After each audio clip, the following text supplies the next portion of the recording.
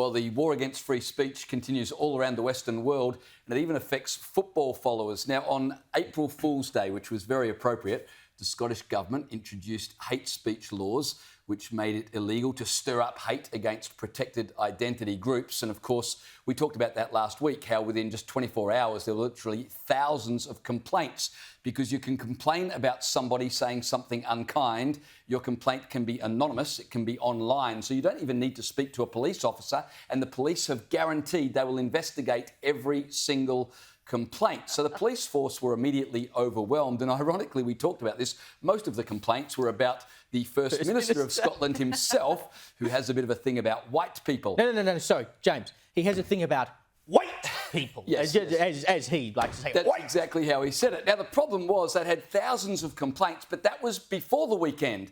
And on the weekend, Liz, there was a massive soccer game, and, you know, soccer hooligans are known for their chants, and they can be a little bit racial at times. And this was the comedy of these laws, is that lawyers were warning and police confirmed that not only could people at the stadium complain about hate speech from other supporters, but get this, people watching the game in the comfort of their lounge room at home, listening to the chants on TV, they could ring up police and they could report a hate crime coming through the television set into their lounge room.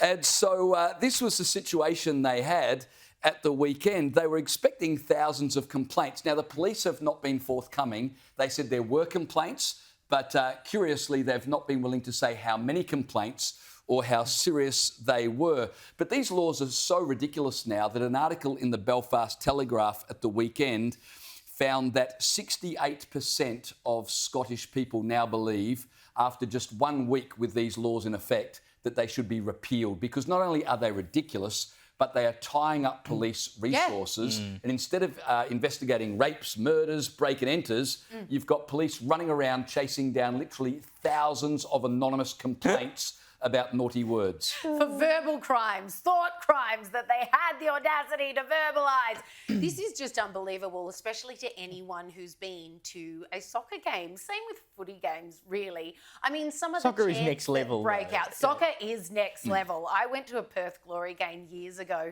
and I can't repeat the chants because they were so illicit. But I did go to a soccer game at the Arsenal Stadium. I was in the UK and they were playing Tottenham. And just hearing that many thousands of people roaring these songs like "Stand up if you hate Tottenham," and the whole stadium stands to its feet. But they were chanting hate all evening, and everyone was having a great time because obviously it was their home ground. If you want to get rid of that, I mean, do me a favour, cancel soccer altogether, because that is part of the culture. It is fun, it is funny. I'm sure Tottenham gave it back to them just as badly, were they to be on their home ground.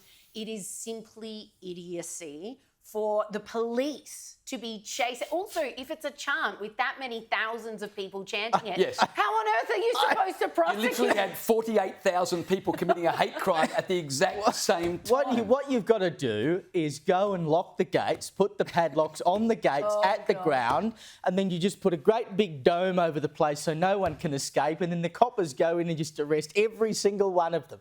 That is the only thing for it. But what about hate crime coming through the television? Well, I know. Well, I'm starting to wonder because, of course, when we talked about this story last week, we read out a number of tweets from J.K. Rowling, who was alleging that she may have herself committed a hate crime by sending those tweets and was inviting the coppers in Scotland to come and visit her when she returns to Edinburgh. So could it be that by us reading out those tweets as we did last week, we have committed the hate crimes into your living room or your bedroom or wherever you are tonight listening to it? And if you're watching on YouTube from Scotland, maybe you've complained about us too. I don't know. I look forward to the Scottish police flying over here to come and arrest me because, I mean, that'd be a hell of a lot of fun and certainly a good yarn to talk about on this program.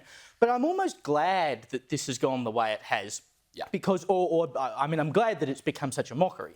But I'm glad that Scotland actually passed the law so it could be the mockery that it is, because it proves how bad it is and will scare people off. In the same way that in Western Australia, of course, they put up those cultural heritage laws, right?